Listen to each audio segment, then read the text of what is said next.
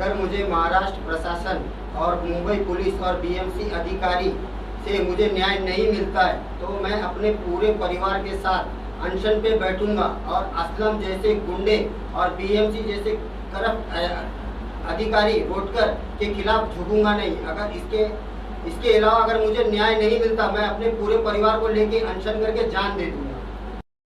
खबरें जो आपको सीधे जोड़ती हैं हमसे, जिनका आपकी जिंदगी पर होता है सीधा असर, खबरों की वही तस्वीर, बिना बदले बिना डरे, जज्बा सच का लिए, सच दिखाते हैं।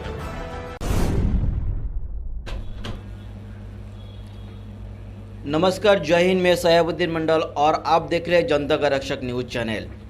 इस वक्त आज हम बात करेंगे हमारे स्टूडियो में सोई हुई 25 सालों से प्रशासन की। लगातार हम देखते आ रहे हैं कि मुंबई महानगर पालिका यानी बीएमसी की जो अतिरिक्त कार्रवाई होती आई है, चाहे कंगना रनौत के मामले से लेकर आम नागरिक और क्या खास आदमी, बीएमसी हर वक्त अपनी अतिरिक्त कार्रवाई, तोड़फोड़ की कार्रवाई के लिए मुंबई में जानी जाती है। आज हम क्यों हमारे स्टूडियो से बीएमसी के खिलाफ बात कर रहे हैं, क्योंकि इस वक्त हमारे साथ इमरान जी उपस्थित है और हम उन्हीं के ही मुँह से जानेंगे कि आज हमें बीएमसी के बारे में और उनके विषय में चर्चा क्यों करनी पड़ रही है।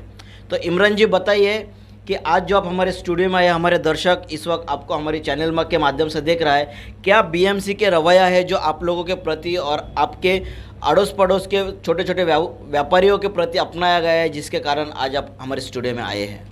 सर देखिए, पहले तो बात तो सर ये है कि मुझे बीएमसी ने 26 तारीख को नोटिस दिया था कि आप जो भी अपना दस्तावेज़ जमा कीजिए। ये वो नोटिस है जो बीएमसी ने मुझे दिया था।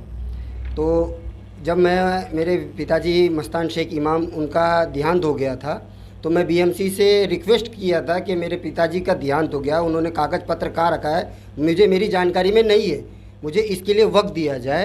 तो उन लोगों ने मुझे कोई वक्त नहीं दिया सर, और मेरे बिना कागज़ पत्र देखे उन लोगों ने मेरा डेमोनेशन कर दिया। और मेरे पास सारी उस दुकानों का, मेरी दुकानों का जितना भी है डॉक्यूमेंट मैंने बीएमसी में दस्तावेज़ जमा किया। जमा करने के बाद बीएमसी अधिकारी रोटकर वो मुझे कहता है कि तुम्हारे दस्तावेज़ डुप्लीकेट है। और इस डुप्लीकेट सर मैंने जितना भी दस्तावेज़ है मैंने आईटीआर डाल के निकाला था।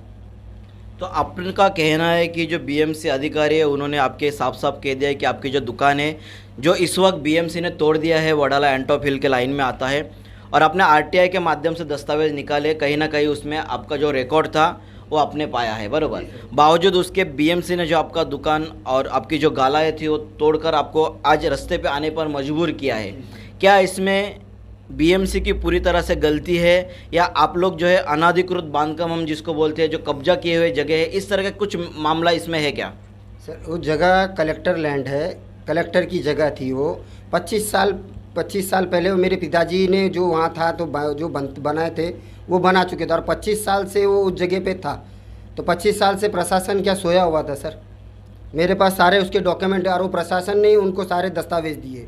जैसे गुमस्ता हो गया, गुमस्ता लाइसेंस हो गया, आधा वो सर्वे पावती हो गई, और लाइट बिल हो गया, जितने भी उद्योग आधार हो गया, सब उन प्रशासन ने ही दिया हुआ है।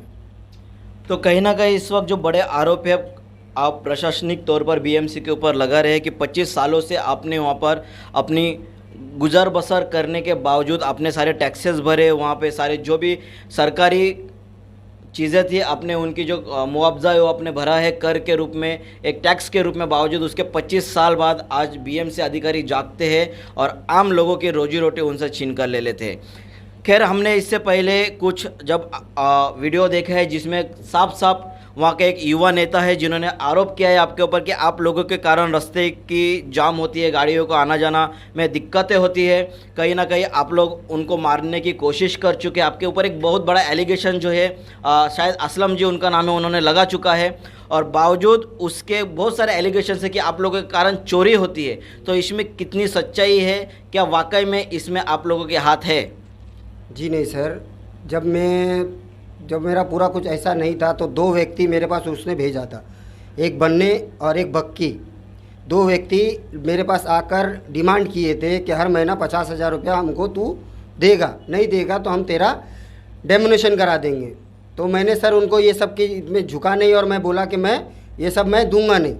तो वो लोगों ने मेरा 26 तारीख को रोडकर के माध्यम से, बीएमसी अधिकारी रोडकर के माध्यम से पैसे खिला के मेरा ये डेमोनेशन कराया गया। डेमोनेशन कराने के बाद सर जब मैं बनाने वापस से मेरी जगह साफ़ करके बनाने के लिए बीएमसी के पास अपने दस्तावेज जमा करके जब मैं बनाने के लिए गया तो मुन्ना नाम का एक लड़का है, मुन्ना यानी कि मुनीर सैयद उसका नाम है असली, बक्की उर्फ हाफिज़ खान, वसीम खान और बन्ने हाफिज़ खान, ये मेरी माँ मुझे और मेरे भाई को वहाँ पे आके गाली गलौज देने लगे, धक्कम धुक्की करने लगे और बोले हम तेरे को बनाने नहीं देंगे। जब हम पुलिस की मदद लेने के लिए गए तो पुलिस ने उस टाइम पे हमारी कोई सहायता नहीं करी। फिर हमने लेटर भी मारा सर जी एसीपी, डीसीपी, कमिश्नर साहब को कि हमारे साथ में न्याय कीजिए। और हमने उस लेटर में लिख के भी डाला कि हमसे ये मांग की गई। जब हम दोबारा बनाने गए तो बोले 5 लाख रुपया दोगे तो हम तुमको बनाने देंगे, नहीं तो बनाने नहीं देंगे। जैसे कि इस वक्त बड़ा आरोप जो है आपके ओर से लगाया जा रहा है कि आपका जो दुकान है उसे तो बीएमसी ने इस वक्त तोड़ दिया है, लेकिन वहाँ के जो लोकल लोग थे, लोकल नेता हम नहीं कहेंगे उनको, जो समाज सेवक कहते हैं अपने आप को, उन्होंने आपसे जो अमाउंट मांगा है रिश्वत के तौर पर आपने देने से इनकार किया और आपका आरोप ये है कि उन्होंने उसके बदले में बीएमसी के साथ सेटिंग लगाकर आपके घर बार दुकान जो भी थे वो उसको तोड़वा दिया है। इस विषय में जो आपने कहा कि इस वक्त मुंबई के एसीपी है या डीसीपी विभाग है उनमें आपने आवेदन दिया है, क्या उस आवेदन के ऊपर अभी तक कोई कार्रवाई उनकी ओर से किया गया है? जी अभी तक की कोई कार्रवाई नहीं की गई है सर, ना मुझे बुलाया गया। मैंने आज लेटर डाला हुआ 29/1/2022 का सर, और ये लेटर डाला हुआ है दूसरा एंटोफिल चौकी में सर, ये एंटोफिल चौकी में डाला हुआ है 7 तारीख को, 4 तारीख के दिन, जिसमें उन लोगों ने डिमांड किया था। वो सारी बातें लिखी हुई है सर। हमारी पुलिस ने कोई सहायता नहीं करी, ना हमें उधर बुलाया गया, ना कोई ऐसी मदद की गई।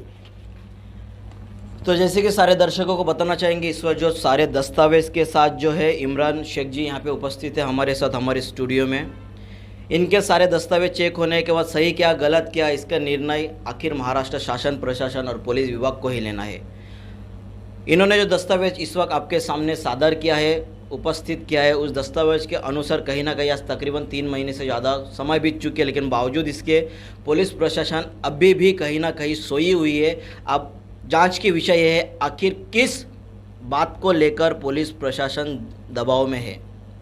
जहां एक और हमने पिछले कुछ महीने पहले ही जनवरी को 75 वर्ष का अमृत महोत्सव हमने हमारे भारत में बनाया है, बावजूद इसके आज पुलिस प्रशासन इतनी कमज़ोर क्यों है कि एक आवेदन जाने के बाद एक आम आदमी की सुनवाई नहीं होती। सबसे बड़ा प्रश्न यहाँ पे उपस्थित होती है।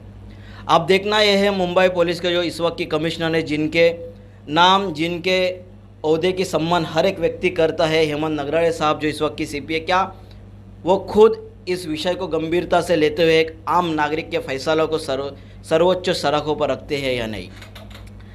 इस वक्त जो हम हमारे चैनल के माध्यम से इमरान जी की बातों को रख रहे हैं, इसमें कितने तथ्य है इसकी सबूत हम नहीं देते हैं। ये कानून आने वाले समय में प्रशासन ही बताएगा, लेकिन प्रशासन से निवेदन है कि देश आज़ाद है और इस देश में सबको जीने की समान अधिकार है। और जब से MSME यानी माइक्रो एंड स्मॉल मीडियम का ऑप्शन देश के प्रधानमंत्री माननीय नरेंद्र मोदी जी ने लाया है, तब से हर एक व्यक्ति को अपनी उद्योग धंधा अपना रोजगार करने का अधिकार दिया गया है। बावजूद इसके आज भी गुंडाशाही, राजनीतिशाही और बहुत से ना जाने क्या क्या चीज़ें हमारे समाज में पल रहा है, और इसके बिहाफ में प्रशासन आखिर क्यों कोई ठोस कार्रवाई नहीं करता। इमरान जी, जैसे कि आपने कहा है कि आपका जो दुकान बीएमसी की ओर से तोड़ा गया है, 25 सालों से आप लगातार वहाँ पे कुछ छोटा मोटा व्यवसाय करके खा रहे थे, 25 सालों से तोड़ा नहीं गया और उसका दस्तावेज भी आपके पास है कि वो जगह लीगल है और आप लीगली व्यवसाय कर रहे थे वहाँ पे। तो क्या लगता है कि ये जो लोकल लोग हैं जो आपसे रिश्वत मांगने की कोशिश कर रहे थे, जिनके विषय में आपने निवेदन किया है लेकिन अभी तक पुलिस विभाग ने सुनवाई नहीं की, क्या इनके हाथों बीएमसी बिक चुकी है? जी सर, जब मैं बीएमसी गया उसके पास, रोडकर साहब के पास, तो उन्होंने मुझे